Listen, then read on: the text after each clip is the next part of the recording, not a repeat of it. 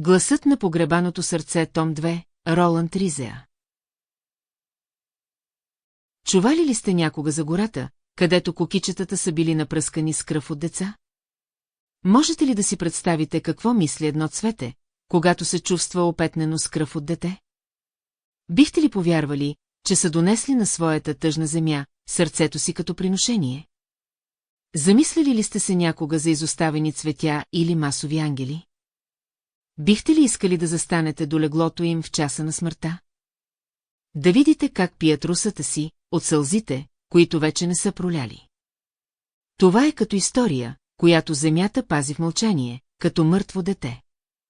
Счупен звънец, който бие, точно като литургия на смъртта. Виждали ли сте ранено животно как бяга мълчаливо към гроба? Или да видиш ранена птица как сама си търси небето? И ако наведеш челото си повече, ще чуеш, че всичко красиво боли. И чувстваш сърцето им да бие изпод земята, бавно, бавно, като сърце, което отказва да умре. Малкото им сърце трепери, като ранено животно, което моли: не ме оставяй сам, мамо. Да бяхте видели как сълзите падат на земята като удари на изгубено сърце. Детето ми. Моля те. Ела при мен. Всяка вечер тези цветя се затварят като рана, болка, която се е научила да мълчи. Ще повярвате, че красотата е най-нежната от присъдите. Вярно ли е, че вятърът понякога духа, за да събуди смъртта? Но да бъдеш полезен на живота. Не означава ли да поставиш в движение според природата, душата? Защо тогава майките викат през нощта своите убити деца? Чувал ли си някога в нощните часове писъците на майките, чието деца са били убити? Да. Приятелю, нощем майките викат своите убити деца. Майката, която е държала детето си плътно до гърдите си, сега вече не може да го притисне до сърцето си.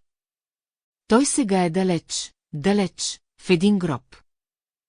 Често нощите се превръщат в олтар на копнежа, където гласовете на майките се превръщат в песни. Но какво мислите за децата на убитите бойци? Мислите ли, че те ще се надигнат и ще потърсят сметка от онези, които са натоварени с проклятието?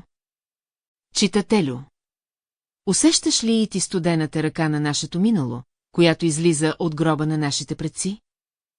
Чувал ли си за онези, които принесоха сърцето си в жертва на нашата тъжна и измъчена земя? Онези, които се клеха, че ще обичат с вяра до смърт, с цялото и тежко бреме, и няма да презрат нито една от нейните тайни. Така те се свързваха с нея за цял живот. Казваха, че ще го поръсят с кръвта си и го моляха да приеме телата им за гроб. Не вярвам, че има гроб, достатъчно добре затворен, че да не проникне проклятието в него. Казват, че тялото не трябва да следва желанията си в ущърб на душата. Но, Боже! Какво да правя? Да избягам от живота?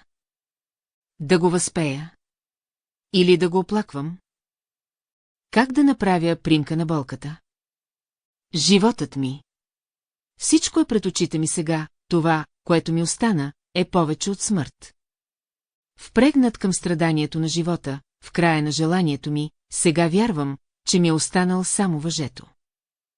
Да. Смъртта понякога наистина е храна, която трябва да се погълне набързо.